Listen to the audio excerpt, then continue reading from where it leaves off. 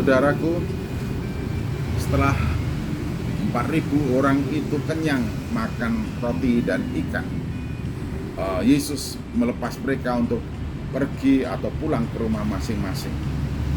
Lalu Tuhan Yesus memerintahkan kepada para muridnya untuk menyeberang terlebih dahulu ke Betsaida dengan perahu mereka. Dan Yesus naik ke bukit untuk berdoa. Murid-muridnya melakukan seperti apa yang diperintahkan, yaitu menyeberang ke Betsaida dengan perahu.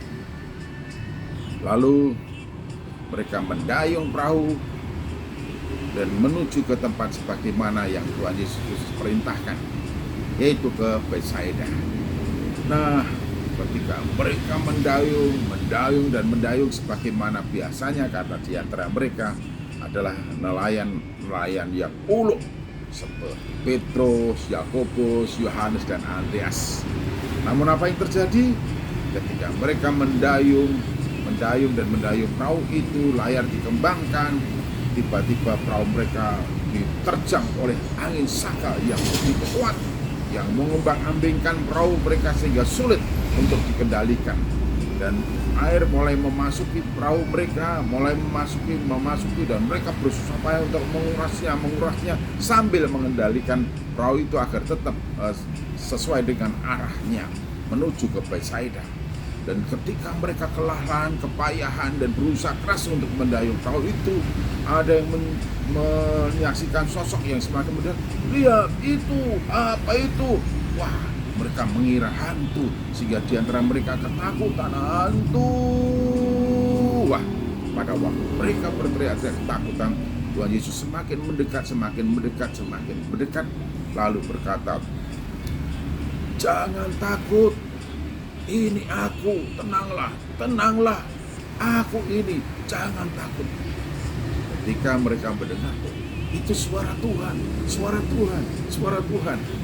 Yesus mendekat dan semakin mendekat, lalu naik perahu mereka. Setelah naik ke perahu mereka, angin sakal itu berhenti, angin pun redalah. Mereka menjadi tercengang yang sangat bingung, sebab sudah peristiwa itu mereka belum mengerti, dan hati mereka masih tetap dekil, atau mereka belum tahu siapa sesungguhnya Yesus Kristus itu, sehingga Allah pun taat kepadanya. Bagaimana mungkin 7 roti bisa untuk mencukupi 4.000 orang? Bagaimana 5 roti 2 ikan bisa mencukupi untuk 5.000 orang lebih? Mereka belum mengerti maksud dibalik semua itu, dan mereka tidak tahu dibalik semua yang Yesus nyatakan lakukan itu siapakah dia. Nah, murid-muridnya belum mengerti, dan hati mereka masih keras. Padahal Yesus hampir setiap hari bersama-sama dengan mereka, kuasa nyata, perbuatannya nyata, mujizatnya jelas, dan mereka menyaksikan dengan mata kepala mereka sendiri. Nah, bisa jadi ini diungkapkan dalam satu kalimat, belum saatnya mereka mengerti. Dan sehingga mereka dibiarkan dalam situasi kondisi sebagaimana biasanya, dalam deru lika-liku dinamika perasaan dan emosinya ketika mereka berhadapan dengan segala sesuatu dalam kehidupan mereka. Dan kehadiran Yesus selalu menjadi jawaban atas mereka semuanya. Bapak, Ibu, dan saudaraku yang saya kasih dalam Tuhan Yesus Kristus, yang jadi catatan menarik di sini sesungguhnya adalah ketika kita melakukan apa yang diperintahkan oleh Tuhan Yesus Kristus, memang tidak ada jaminan bahwa kita tidak akan menghadapi badai, tidak akan menghadapi topan, tidak akan menghadapi angin sakal, tidak akan menghadapi gelombang. Tidak ada janji seperti itu. Ketika kita hidup taat dan penuh dengan kesetiaan, mungkin saja semua hal yang tidak kita harapkan, tidak kita inginkan, tidak kita duga terjadi menimpa dalam kehidupan kita.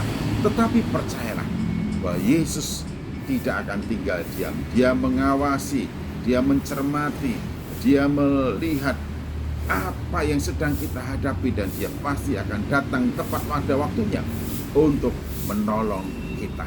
Karena itu tetaplah berjuang, kerjakan imanmu dengan penuh kesetiaan, tanpa khawatir dan cemas, sebab Tuhan pasti datang hadir dalam kehidupan kita untuk memberikan kepada kita pertolongan dalam segala hal yang kita butuhkan tepat pada waktunya.